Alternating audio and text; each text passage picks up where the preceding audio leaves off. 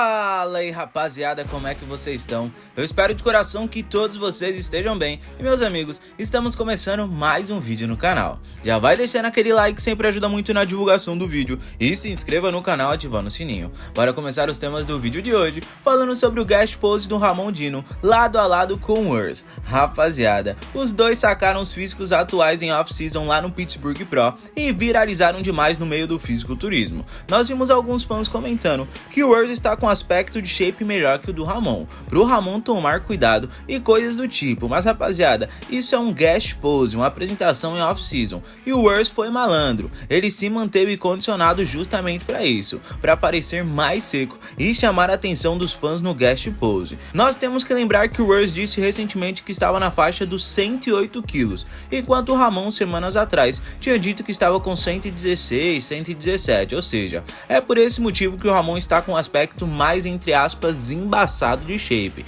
enquanto o Urs está mais seco. E palco é palco, né rapaziada? Em todos os últimos confrontos do Ramon e o Urs no palco, o Dino simplesmente destruiu o alemão e possivelmente isso vai acontecer novamente no Mr. Olympia. Mas e aí, o que vocês acharam dos físicos atuais do Ramon e do Urs? Comentem aí. Os dois também foram posar lado a lado com atletas da categoria Open, que também estavam fazendo um guest pose no evento. Então, nós vimos o Ramon e o Urs ao lado de Derek, Nick Walker, Samson Dauda, entre outros. Nós fizemos um post perguntando se o Ramon tinha um volume equivalente aos Opens em off-season e o público ficou meio dividido. Alguns disseram que sim, já outros disseram que não. Mas e para vocês aqui do YouTube, acham que o Ramon em quantos anos de trabalho vai conseguir buscar o volume dos atletas da Open? Ou vocês acham que ele já está equivalente aos Opens? Comentem aí.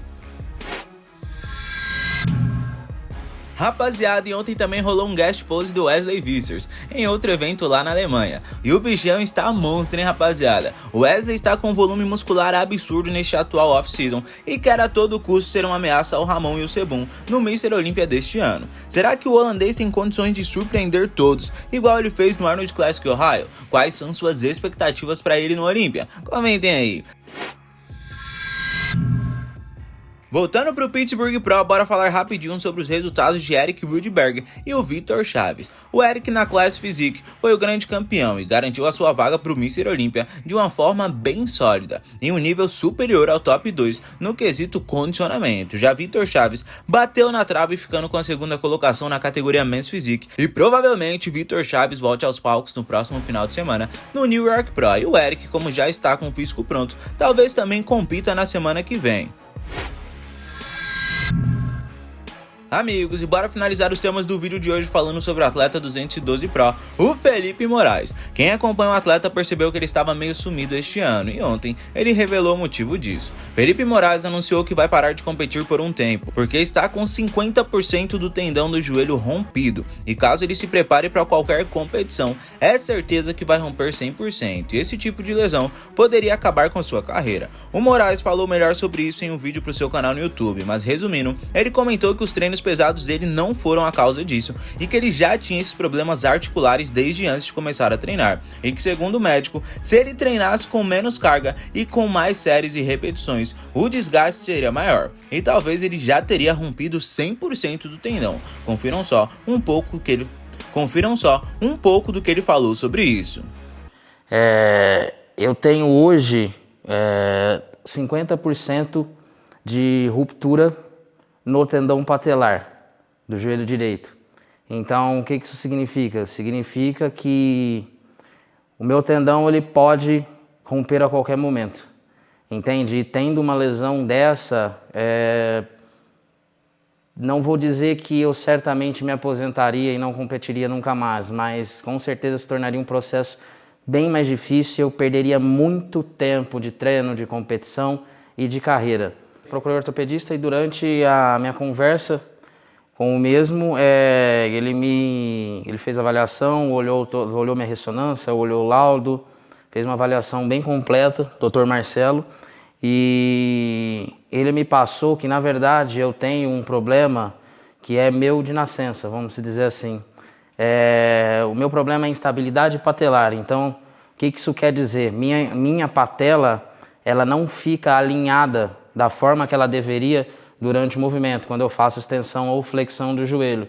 Em vez dela se manter numa linha reta, ela vem como é que eu posso dizer? Ela vem acompanhando o movimento de forma instável, entende? Isso somado a anos de treino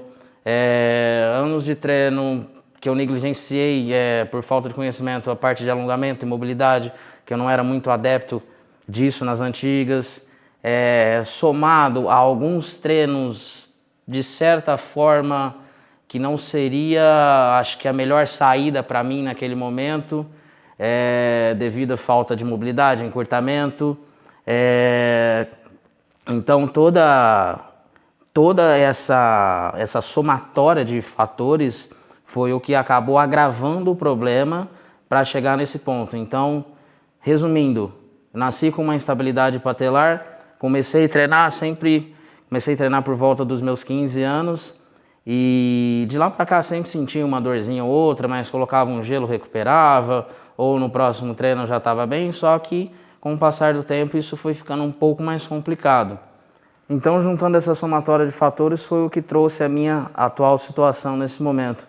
Uma coisa muito importante ressaltar que eu conversei com o doutor, que surge a questão, inclusive muita gente já cansou de me questionar isso, já cansou de me falar isso em relação ao estilo de treino que eu faço, o quão prejudicial isso é ou não. E a minha pergunta para ele foi o seguinte: tá, doutor, mas e se por alguma razão se por essa razão eu decidisse mudar a forma que eu treino, trabalhar com menos carga e optar por trabalhar com mais volume de séries, seja de repetição, e o que você me diz sobre isso? A resposta do ortopedista, não sou eu que estou falando, não é o Rocha, meu treinador, que está falando, a resposta do ortopedista foi o seguinte: a sobrecarga no seu tendão vai ser maior ainda do que o que você está fazendo agora. Ou seja, se eu optar por fazer um treino diferente do que eu faço, vai aumentar a sobrecarga no tendão, vai aumentar a inflamação e, consequentemente, vai aumentar essa ruptura até ela chegar a uma ruptura total. Ou seja, significa que manter-me treinando desta forma foi que ainda me ajudou para não ter acontecido ainda algo pior, que se eu tivesse optado por uma estratégia diferente, muito provavelmente já teria tido uma ruptura total desse tendão. Então, minha situação basicamente é esta. E a pergunta final para ele foi a seguinte: tá, doutor, eu quero saber a respeito de preparação, campeonato, o que você me fala, quanto tempo eu perderia, se eu poderia talvez estar iniciando a minha preparação junto com algum tratamento, né, porque descartar a competição é sempre a última hipótese. Mas a resposta dele também foi a seguinte: falou, cara, se você arriscar fazer a preparação, eu não vou te falar que ele pode romper, ele vai romper com toda certeza, sabe? Em algum momento da preparação e muito provavelmente mais para o final da preparação, que é onde você vai estar mais cansado, mais debilitado, a sua recuperação vai estar pior, seus tendões e articulações vão estar mais ressecados devido ao processo de preparação. Então a recomendação é não competir, não fazer a preparação e a gente primeiro tratar isso para depois você retomar com a sua rotina. Só que isso vai levar isso vai exigir um certo tempo.